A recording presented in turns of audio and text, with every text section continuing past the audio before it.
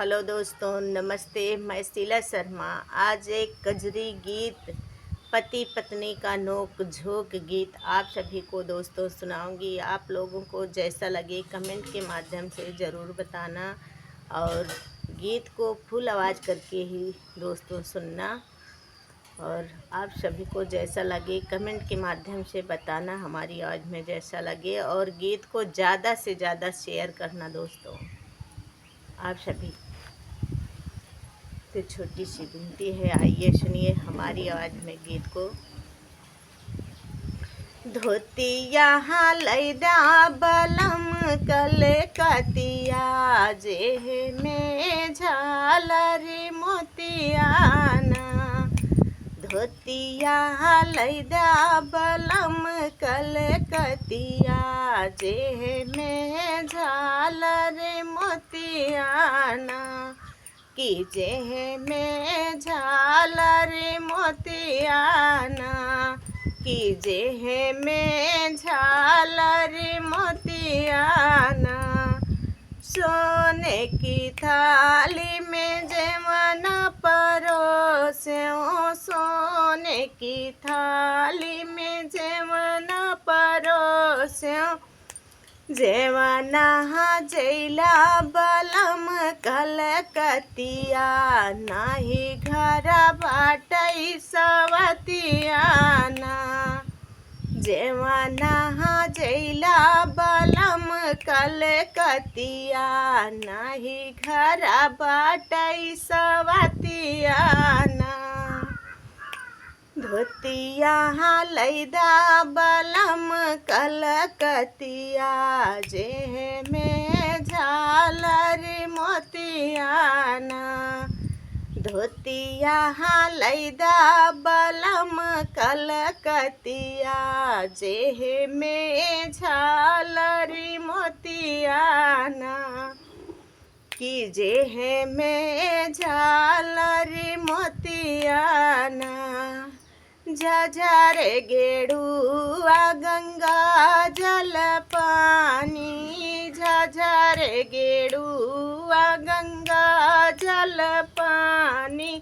गेड़ुआ घुटला बलम कलकतिया, नाही घर बाटई सवतियाना। गेड़ुआ घुटला बलम कलकतिया, नाही घर बाटई सवतियाना। धोतिया लैदा बलम कलकतिया, जेह में झालर मोतियाना। की जेह में झालर मोतियाना। लौंगाई इलायची कै बीरे बजरायो, लौंगाई इलायची कै बीरे बजरायो। बीरेवा कुचला बलम कलकतिया, नाही घर बाटई सवतियाना। बीरेवा कुचला बलम कलकतिया, नाही घर बाटई सवतियाना। धोतिया लैदा बलम कलकतिया, नाही घर बाटई सवतियाना। धोतिया लैदा बलम कलकतिया, जेह में झालर मोतियाना। की जेह में झालर मोतियाना। गदा गलैचा कैसे जलगायो, गदा गलैचा कैसे जलगायो।